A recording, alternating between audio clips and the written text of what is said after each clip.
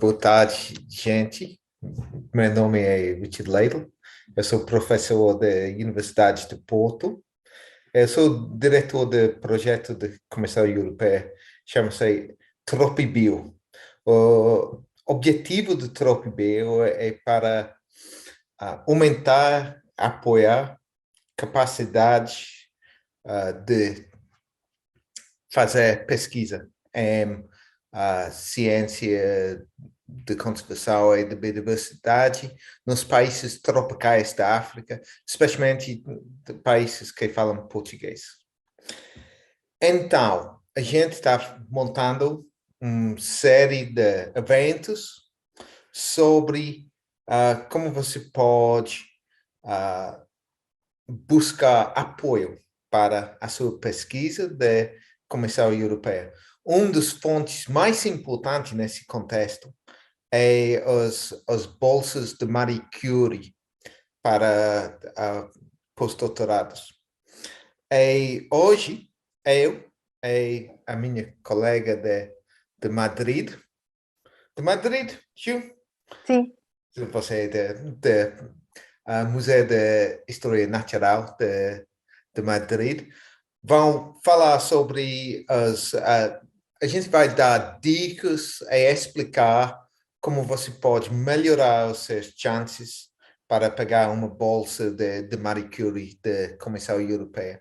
A Juliana já ganhou uma bolsa. A segunda vez ela tentou.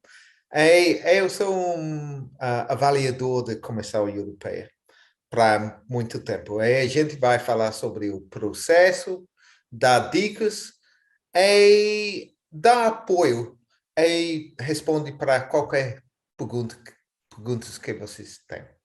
Ok, vou trocar para Juliana. Bom, como o Richard falou, uma das oportunidades para vir para fazer seu pós-doutorado na Europa é a chamada Marie Curie.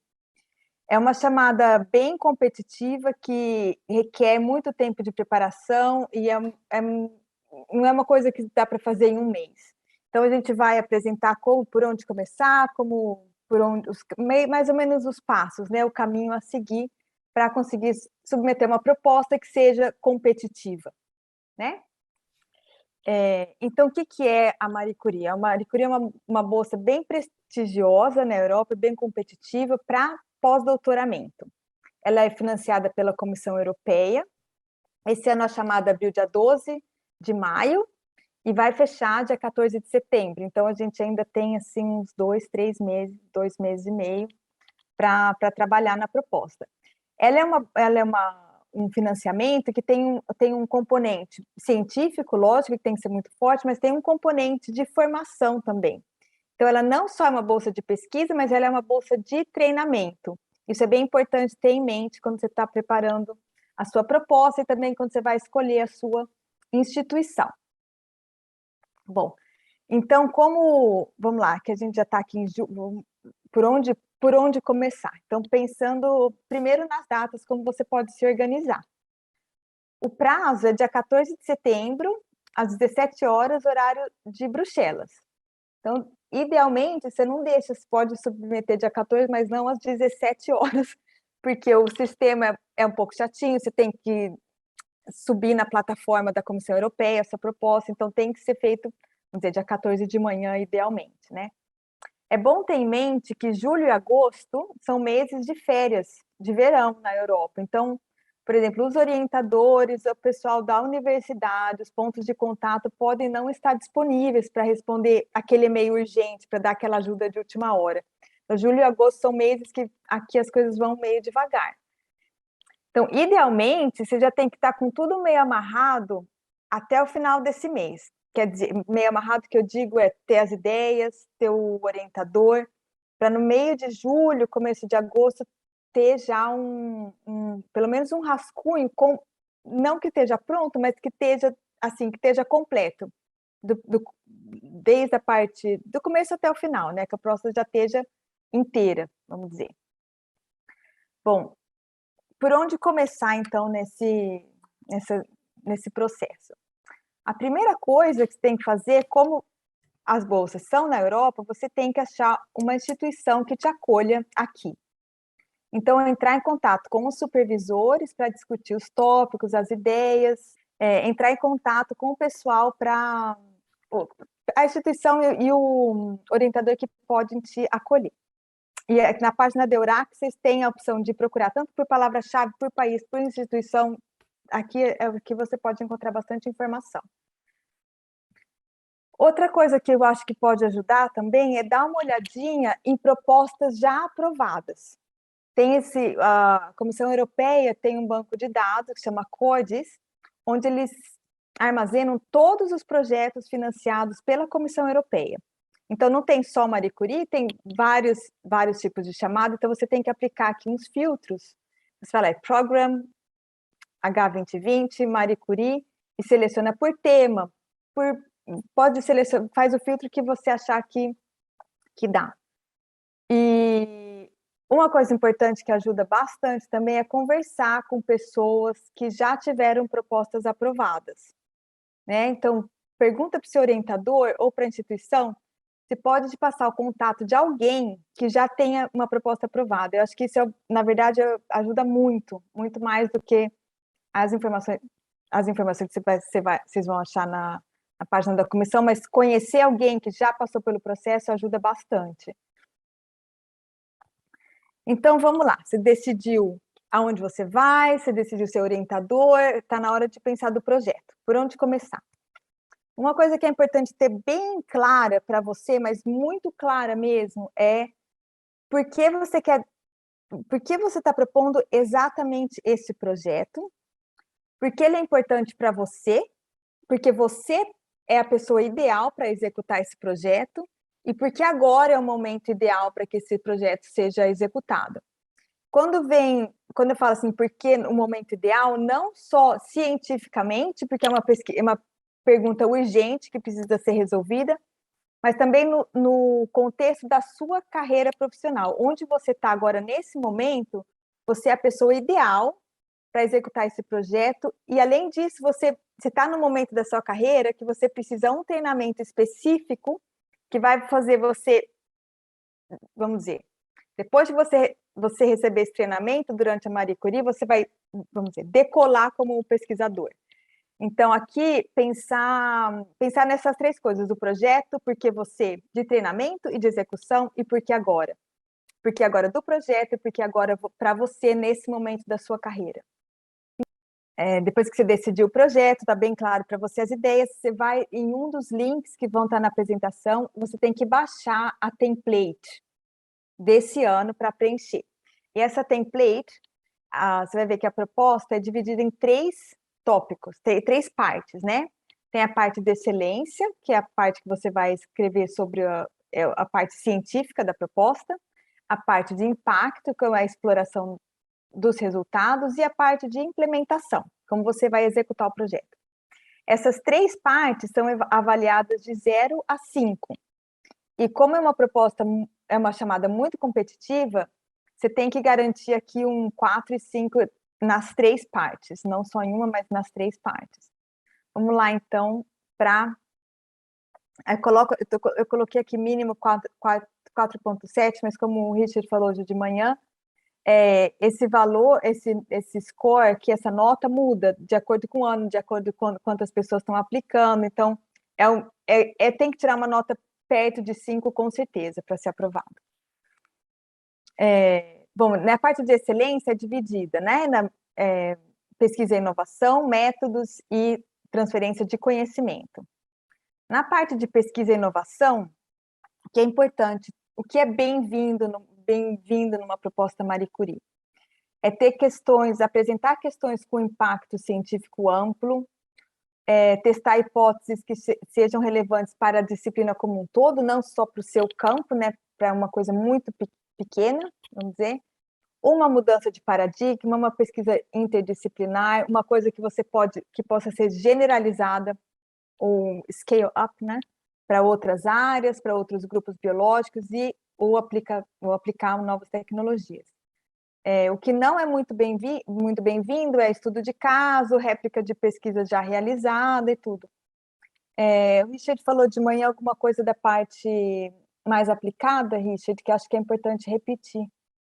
Cada ano, a Comissão Europeia fica mais interessada em pesquisa aplicada. Então, se a sua pesquisa tem impacto ou implicações para a sociedade, é importante para descrever isso dentro de proposta. Isso pode ser um benefício, por exemplo, porque a pergunta é sobre mudanças climáticas, por exemplo. Mas pode ser uma nova tecnologia ou um base tecnológico para desenvolvimento novas tecnologias. E isso é ligado também com pesquisa interdisciplinar. Eles gostam de pesquisa interdisciplinar, mas normalmente isso é difícil para avaliar, porque não tem muito expertos interdisciplinar. Então, é bom se você vai introduzir interdisciplinaridade dentro da proposta, isso é bom para mostrar, mas também é bom a proposta aí dentro disciplina ou subdisciplina. Uhum. Então, tem a parte de interdisciplinaridade que tem que estar bem amarrada e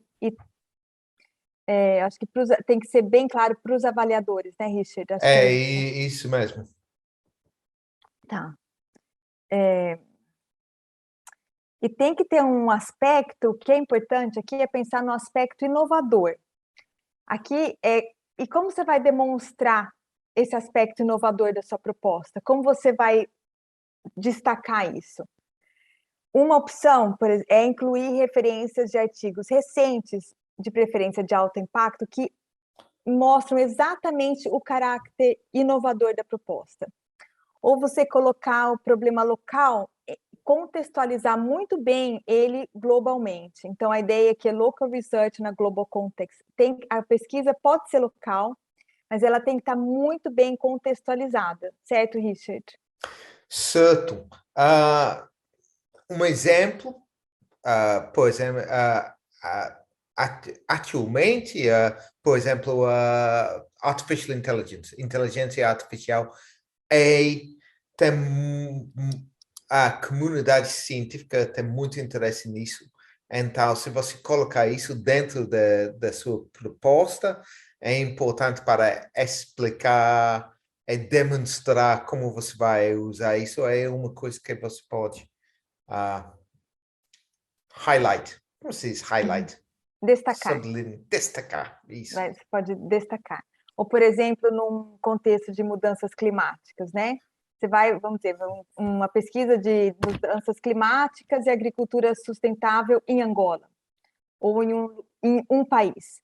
Mas aí, no final, o projeto ele vai propor potenciais soluções para a agricultura tropical. Então, ele é feito no país, mas ele tem potencial para ser aplicado em todo o trópico, toda a região tropical. Para pensar isso, como se encaixa num contexto maior. Novas abordagens, novas tecnologias. Isso.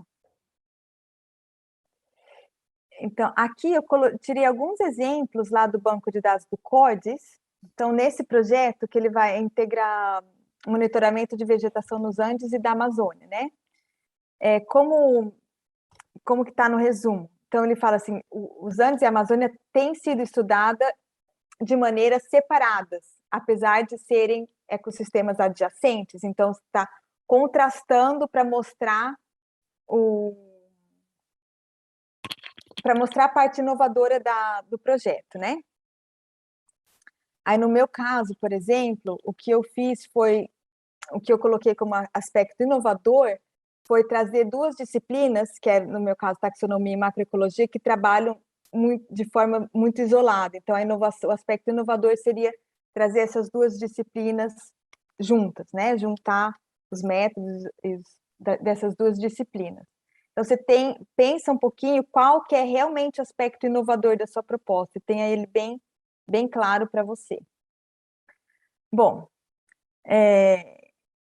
Ótimo, agora vamos ver como que é uma proposta,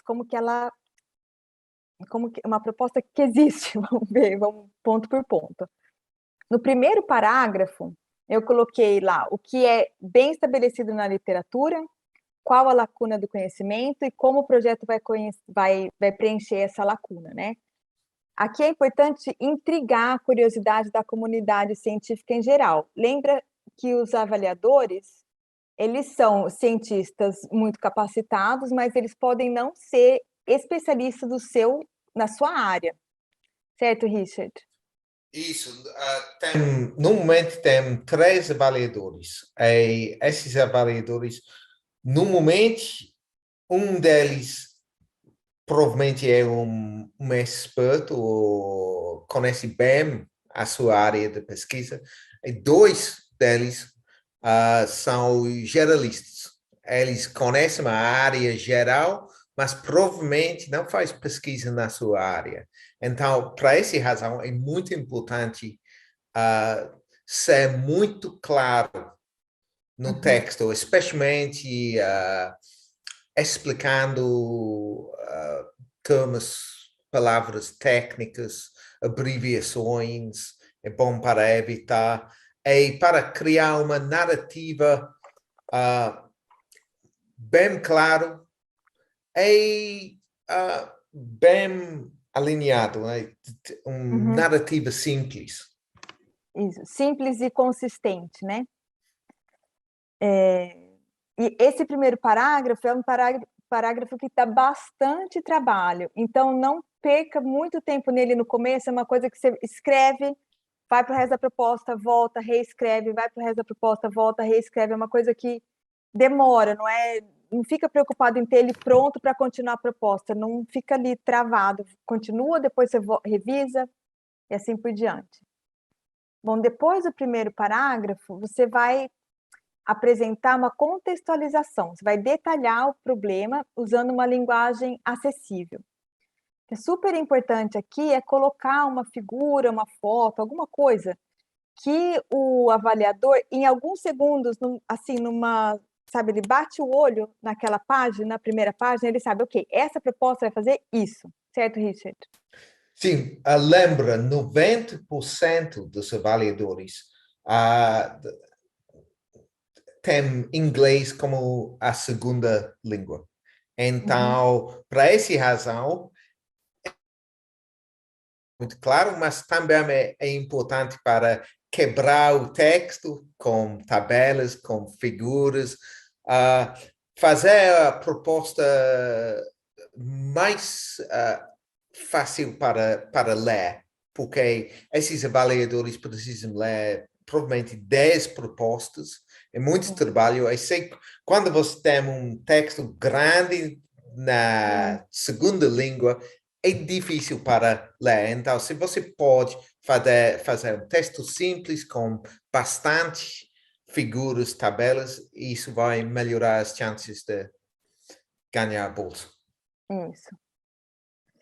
Bom, depois, né? Depois que você já apresentou a parte científica, no final, o que eu fiz foi coloquei tipo uma caixa de texto, onde tem aqui a pergunta geral do projeto, a pergunta principal aqui em cima, e depois já dividido em work packages, que é a parte que vai vir logo depois, a parte metodológica, tem os objetivos específicos, e o objetivo que vai ser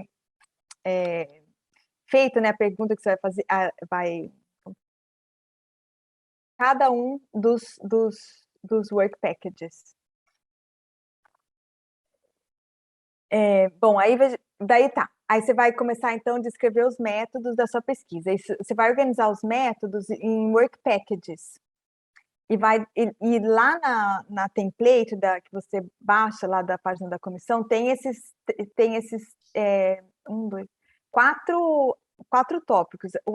O aspecto interdisciplinar, tem uma questão de gênero, Open Science and Engagement with Society. Então, são essas 4 coisas que tem na proposta, que você tem que de alguma maneira tem que estar no método.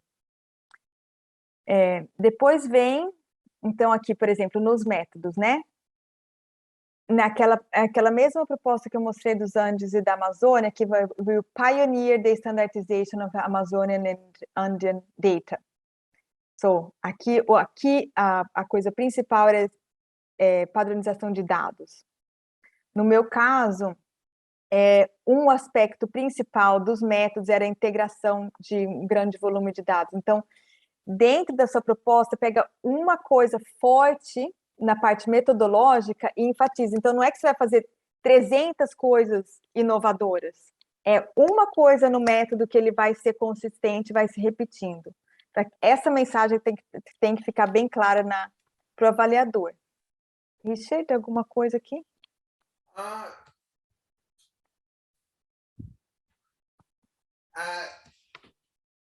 Só o que eu disse antes é importante também para enfatizar qualquer aplicação para a sociedade também.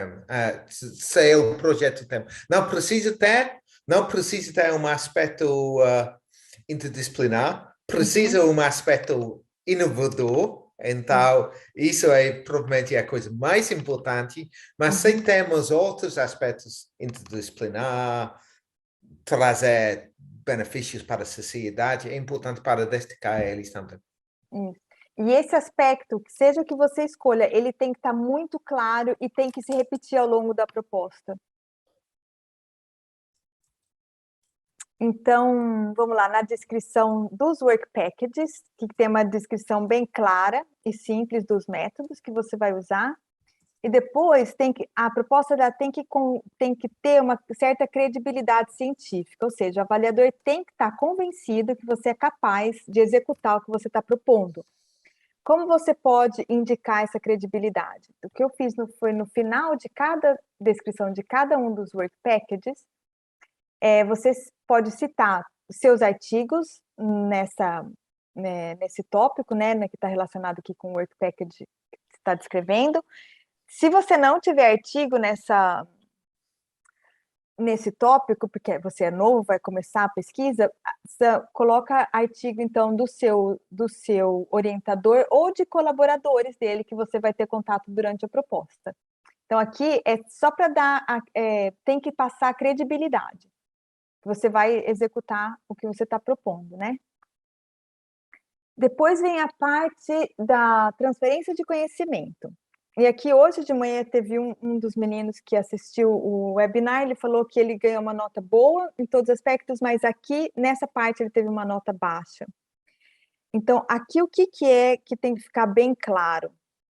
Tem que ficar bem claro que qual o mérito do projeto para o seu treinamento, qual o mérito do projeto para a sua carreira. Então, o que você precisa aprender para se tornar aquele pesquisador de ponta? Ou seja, você já é top, por isso que você está aplicando para Marie Curie. Aqui eu falo assim porque você tem que realmente vender seu peixe, tem que esquecer a modéstia e meio que fazer propaganda de você mesmo. Então, mas que você ainda falta aquela coisa para você dar aquele pulo, sabe? Então, isso tem que ficar bem claro, qual exatamente a técnica que você vai aprender. Outra coisa que tem que pensar com bastante cuidado é o que você tem com você, na sua bagagem de pesquisador, que você acha que você vai aportar para a instituição que vai te receber. Então, qual é o mérito do projeto e seu para a instituição? Pensa, por exemplo, que você já fez doutorado, talvez você já tenha feito pós-doc, você tem alguma coisa única que você pode levar para a instituição, que seja a sua rede de contatos, que seja uma técnica nova que a instituição ainda não está familiarizada. Richard? Essas duas coisas são muito importantes. Primeira coisa, você precisa pensar como americano. Eu sou o melhor, mas eu posso melhorar ainda, ficar excelente só com essas habilidades, capacidade. Segunda coisa você é um experto. Você já fez um doutorado. Durante esse doutorado, você vai ficar um experto, o melhor experto do mundo na certa área. Pode ser conhecimento do grupo taxonômico ou método estatístico, uma coisa assim. Todas as instituições têm, têm pontos fortes e pontos fracos. Então, os pontos fortes são os conhecimentos que você vai aprender, e os pontos fracos você pode melhorar a capacidade da instituição desse jeito, trazendo do seu doutorado ou de postdoc. Super. Então, pensar, realmente dar uma olhada na instituição, o que ela tem são instituições excelentes, lógico, mas pensa alguma coisa que você pode contribuir, com certeza tem alguma coisa. Isso não é o tempo ser, como dizer, modesto. Exato, não é modéstia à parte, a gente fala no Brasil. Bom, então, e como outra coisa que aqui é importante, seja muito claro, específico e concreto. Então, vamos lá. Você já sabe o que você vai aprender, você já sabe o que você vai levar para a sua instituição, como colocar isso na proposta de uma maneira sintética e convincente? Então, você tem que definir exatamente o nome da técnica que você vai aprender. Eu vou aprender no laboratório a técnica X. Vou aprender computação a técnica Y. Como você vai aprender essa técnica? Que tipo de treinamento você vai fazer? Vai ser curso? Você vai conviver num laboratório? Exatamente como vai ser. Se vai ser um curso, de quantos dias? 10 dias? Uma reunião semanal? Tem que ser muito concreto, muito concreto. Se você já souber, você pode colocar os nomes das pessoas que vão estar envolvidas nesse treinamento. Se você ainda não souber, pode colocar, por exemplo, a instituição, o departamento, ou sei lá, alguma coisa assim, onde você acha que você vai aprender essa técnica. A Richard? São mais uma coisa. A gente já falou um pouco sobre a importância de figuras e tabelas, mas para essas secções, tabelas pode ser muito importante, porque você pode colocar muita informação no espaço bem pequeno. Então, sempre pensas se você tem a oportunidade de fazer uma tabela de informação assim. Isso. Aí a gente passa. Então, tudo isso, a parte de excelência é a parte mais comprida da proposta. Então, a proposta tem 10 páginas. Acho que no meu caso, a parte de excelência tomou umas 5, quase 6. A parte mais assim, longa, né? Aí vem a parte de impacto. A parte de impacto é onde você vai descrever como você vai disseminar e explorar seus resultados. É bom dar uma lida com cuidado nos guias, lá nos manuais, para diferenciar bem o que é disseminação, o que é exploitation, né? Exploração dos resultados, né?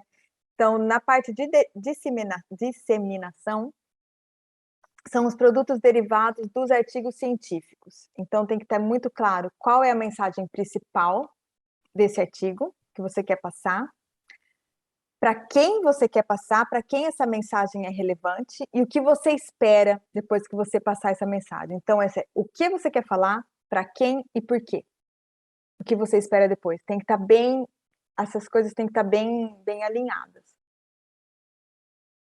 É muito importante seguir exatamente as regras de guias, porque a guia é a base da avaliação também. Então, se você não seguir as regras, você não tem chance nenhuma. E na template que você vai baixar da página da Comissão Europeia, tem o tópico principal, e aí embaixo vem uma descrição do que é esperado ali, para você descrever. E isso muda de ano para ano, então não é que todo ano é igual. Então, leia com muita atenção o que você tem que colocar em cada uma das sessões. Tem que ler com bastante cuidado e ler várias vezes, marca as palavras-chave, para ter bem claro exatamente o que eles estão pedindo. E isso muda, então, se você pegar uma proposta do ano passado, talvez não seja a mesma coisa desse ano, né? Tem que prestar atenção. Aí vem a parte de implementação, que é onde você vai descrever como que você vai executar o projeto. É a parte mais fácil, mas também que você já está cansado. E eu, por exemplo, no primeiro ano que eu submeti, eu tirei a nota boa nessa excelência e impacto, mas uma nota super baixa na implementação, que era a parte mais fácil. Mais fácil, mas já estava cansada aí. Então, como que que tem que estar bem claro aqui? Super importante toda a parte de implementação, tanto também a parte anterior de impacto, ser consistente na terminologia. Então, por exemplo, se você vai fazer a técnica X, esse mesmo termo tem que aparecer nas propostas. Então, se você colocou lá no Work Packages, vai fazer Bayesian Statistics, aqui tem que estar escrito exatamente igual, tem que estar tudo muito bem amarradinho. Então, o Gantt chart, que é tipo uma tabela de atividades, né, um cronograma das atividades, está dividido aqui por Work Packages, incluindo a parte de disseminação e comunicação e a parte de, como fala, Project Management, né? O formato dele é meio chatinho, mas tem bastante template no Google. Então, se você colocar Gantt chart, coloca no Google, tem bastante opção. E, por último, que é super importante, é deixar a proposta visualmente atrativa. Então, evita, por exemplo, uma página inteira de Times New Roman 12, branco e preto. Evita, porque é cansativo. Então, pensa no layout, pensa no logo para o projeto, seja bastante criativo. Quando eu fiz a minha proposta, na época, eu sabia que eu não ia ter tempo de pensar e de fazer isso bem feito. Eu pedi para um amigo me ajudar, eu acho que ele fez o que ele fez, eu fiquei super feliz, na verdade, porque ele usou diferentes cores, ele colocou o logo em cada uma das partes. Então tem que realmente usar a criatividade aqui. E agora, para a escrita, o projeto tem que ter um acrônimo, que tem que ser bem fácil e que seja fácil de pronunciar em qualquer língua.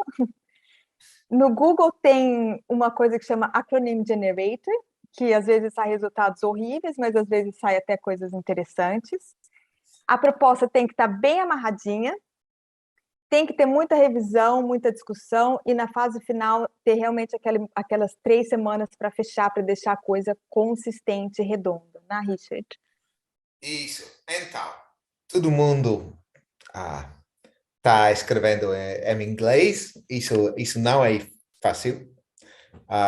Mas lembra, os avaliadores também, no momento, eles falam inglês como a segunda ou terceira língua. Então, o escrito em inglês não precisa ser bonito, mas precisa ser muito claro. Para essa razão, eu sempre disse, a melhor dica é você precisa ficar amigos com um inglês, o mercado. Se você pode achar alguém para ler e editar só para o inglês, isso vai ser ótimo. Não tem tempo provavelmente não tem tempo para melhorar como você escreve em inglês, mas lembra-se, você vai usar Google Translate para ajudar, sempre tenta escrever na maneira inglês, porque a estrutura, por exemplo, de português é bem diferente do que inglês. Inglês é muito mais curta, tem uma estrutura mais simples. Na certa maneira, é mais fácil para escrever. Então, se você pode escrever português na maneira ou estilo inglês, vai ser melhor quando você colocar no Google Translate. Mas a melhor coisa é tentar achar alguém que fala inglês como primeira língua para editar. Segunda coisa é, lembra, é uma proposta, não é um artigo. Então, você pode usar listas, você pode usar muitas tabelas. Na verdade, as melhores propostas muitas vezes tem bastante tabelas e figuras. Então, o texto é só ligando essas partes. É uma narrativa, uma história simples. E lembra, provavelmente você precisa revisar a proposta muitas vezes antes de submeter. Você, orientador, amigos, colegas, qualquer pessoa. Muitas universidades têm alguém que pode fazer isso e dar dicas para vocês também. Se você tem uma gabinete de pesquisa ou uma coisa assim dentro da universidade, normalmente tem pessoas que podem ajudar. Sim. Cadê? Próximo. E, bom, como o Richard estava falando, né, na parte de escrita tem que pensar assim nas frases, né, escrever simples, de maneira, como fala? De maneira que seja light, vamos dizer, e pensar também na estrutura, na macroestrutura, né, tanto na estrutura das frases, mas também tem que ter uma macroestrutura bem arrumadinha. E aqui esse livro me ajudou bastante, me ajuda muito, na verdade, para escrever. E tem algumas dicas, depois a gente vai colocar o PDF no site dos projetos, e depois vocês podem dar uma olhadinha. Tem algumas dicas bem simples, tipo, coisa simples.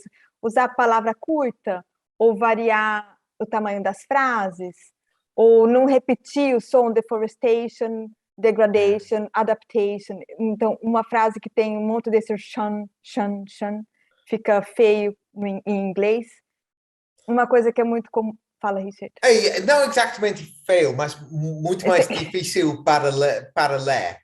Lembra isso? A ideia a gente queria construir uma narrativa mais fácil possível para ler. Tem duas coisas em português bem diferentes do que em inglês. Primeiro, como o Gil escreve aqui sobre o ponto final. Em inglês tem muito mais ponto final e muito menos vírgulas. Então, você não queria escrever de maneira de Camões, você precisa escrever com frases curtas e simples. Segunda coisa que, especialmente os brasileiros têm problemas, não sei os outros países lusófonos, mas quando você está escrevendo ciência em português, você usa o verbo apresentar muito. Mas em inglês, se você escreve presents, normalmente isso não funciona para nada em ciência. Porque presents é um show, uma espetacular. É um verbo para isso, não é um verbo para dados, modelos e outras coisas. Então, lembra, você precisa usar a linguagem padrão para a ciência. Mas duas coisas que vai ajudar muito, frases curtas e evitando palavras como apresentar, que você usa muito em português. Ótimo.